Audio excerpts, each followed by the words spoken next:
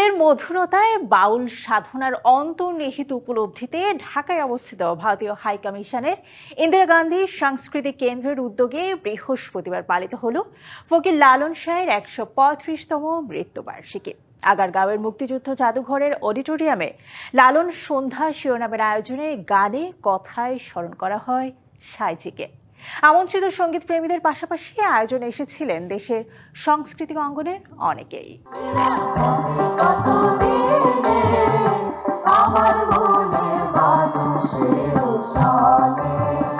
ফকির লালন শাহের ১৩৫তম তিরোধান দিবসের আয়োজনে গানে গানে শিল্পীরা ছড়ালেন মুগ্ধতা, আর বাঁশিতে ছড়িয়ে পড়ল বাউল গানের সেই পরিচিত সুর। গানে সুরে উঠে এলো মরমী কবি, দার্শনিক ও মানবতাবাদী লালন শাহের মর্মবাণী।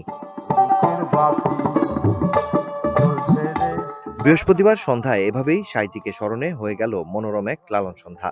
ভারতীয় হাইকমিশনের ইন্দিরা গান্ধী সাংস্কৃতিক কেন্দ্রের আয়োজনে যে অনুষ্ঠানে আমন্ত্রিত ও সঙ্গীত প্রেমীদের পাশাপাশি এসেছিলেন দেশের সাংস্কৃতিক অঙ্গনের অনেকেই।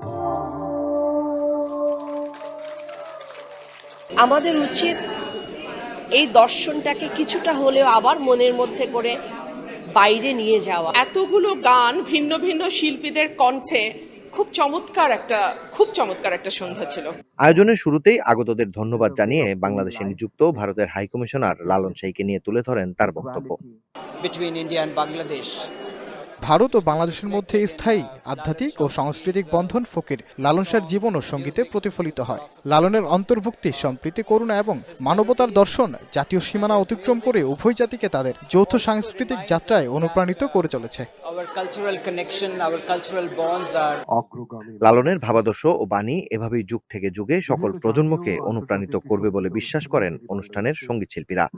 লালন সাইজির যে দর্শন, সেই দর্শন নিয়ে এগিয়ে যাচ্ছে এবং আমরাও এই পথ ধরেই আমরা এগিয়ে যাচ্ছি এবং আমি মনে করি যে আমাদের পরের প্রজন্ম যারা আছেন তারাও এইটাকেই অনুসরণ করেই এগিয়ে যাবে। লালন দর্শনকে যে ধারণ করতে পেরেছে, লালন দর্শনকে যে মননে নিতে পেরেছে, তার মধ্যে মনুষ্যত্বের কোনো কমতি থাকবে না এবং তাকে দিয়ে সমাজের কখনো কোনো অবিচার, ব্যভিচার কোনো কিছুই সম্ভব হবে না।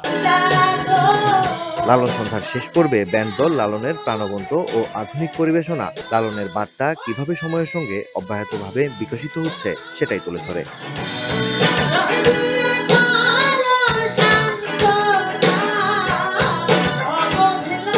মাকসুদুল হক ইমু, ডিবিসি নিউজ, ঢাকা।